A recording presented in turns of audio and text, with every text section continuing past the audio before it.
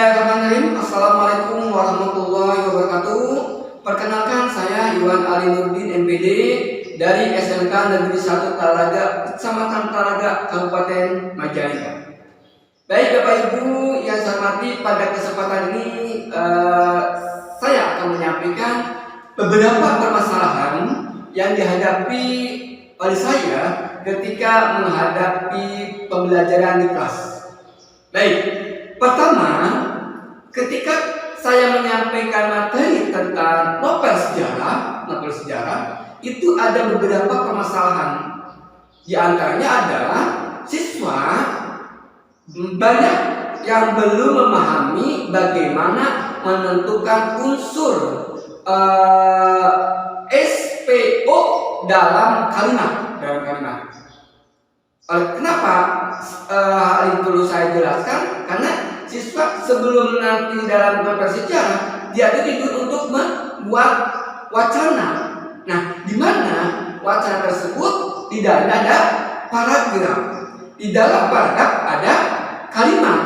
Di dalam kalimat ada kata. Oleh karena itu di sini harapannya dengan permasalahan ini siswa bisa nanti lebih paham bagaimana menyelesaikan, menentukan unsur-unsur yang ada dalam kalimat tersebut. Baik, pertama yang saya lakukan adalah untuk mengatasi masalah tersebut, saya mencoba menjelaskan pada anak dengan membuatkan rumus ketika menentukan SPOK. Saya contoh kalimat satu, ayah membaca koran. Kalimat satu. Kalimat kedua, koran dibaca oleh ayah. Nah, baik. Pada kalimat satu, manakah yang menjadi kata kerja atau verba dalam kalimat tersebut? Ya, betul. Bapak Ibu menjawab ya, yaitu membaca.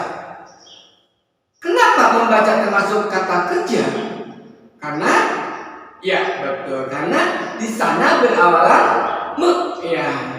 Kata tersebut termasuk kata kerja aktif, di mana di dalamnya nanti subjeknya itu akan melakukan satu pekerjaan. Nah, bagaimana menentukan SPOK? Dengan tadi kita menemukan dulu verba tersebut, kita buat pertanyaan. Pertama, siapa tambah kata kerja? Nanti untuk kata kerjanya membaca. Nah, kita buat siapa yang membaca koran? Jawabannya adalah ayah, betul. Jadi ayah itu sebagai subjek. Nah, itu pertanyaan dari soal tadi. Siapa tambah kata kerja? Itu jawabannya untuk subjek. Jadi di sini siapa yang membaca koran? Jawabannya adalah ayah. Selanjutnya kita sudah ada subjeknya, sudah ada ayah.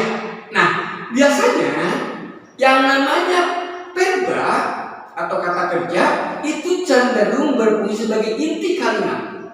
Nah, di sana atau berfungsi sebagai predikat. Maka secara tidak otomatis kita sudah menemukan dua fungsi. Pertama subjek, yang kedua adalah predikat. Subjeknya ayah, predikatnya membaca. Nah, sekarang bagaimana menentukan objek dari kalimat pertama tadi? Dari ayah membaca koran. Kita gabungkan subjek tambah predikat tambah apa? Gitu kan? Nah, kita coba. Ayah membaca apa? Jawabannya betul, koran. Nah, koran itu berfungsi sebagai objek. Jadi kita ketemukan ya, yaitu ayah subjek, membaca predikat, koran objek. Nah, itulah kalimat pertama berdasarkan fungsi. Nah, yang kedua, kita bagaimana menentukan yang kedua? Koran dibaca oleh ayah. Rata-rata anak ketika ditanya mana subjek dalam kalimat tersebut, rata-rata menjawab subjeknya adalah ayah. Apa alasannya mereka menjawab? Karena ayah itu benda hidup gitu, sehingga yang benda hidup harus subjek. Itu salah satu asumsi dari siswa bahwa subjek itu harus yang bernyawa. Nah, kita kembali ke rumus yang tadi. Nah, kalau tadi dalam kalimat pertama itu membaca berawal me itu termasuk kata kerja aktif. Nah di sini bukan lagi me tapi di. Koran dibaca oleh ayah. Berarti di sana kata kerjanya atau verbanya adalah dibaca. Dibaca itu merupakan kata kerja pasif, di mana nanti subjeknya adalah menderita atau dikenai. Nah, dari modal dasar tadi kata kerja tadi kita buat pertanyaan apa? Sekarang apa? Bukan siapa, apa berarti ya? Apa tambah kata kerja. Nah, sekarang kita coba. Apa yang dibaca oleh ayah? Ini jawaban untuk subjek ya. Apa yang dibaca oleh ayah? Jawabannya adalah betul, koran. Nah, di sini koran sebagai subjek. Nah, subjek. Nah, sudah ketemu subjeknya baru.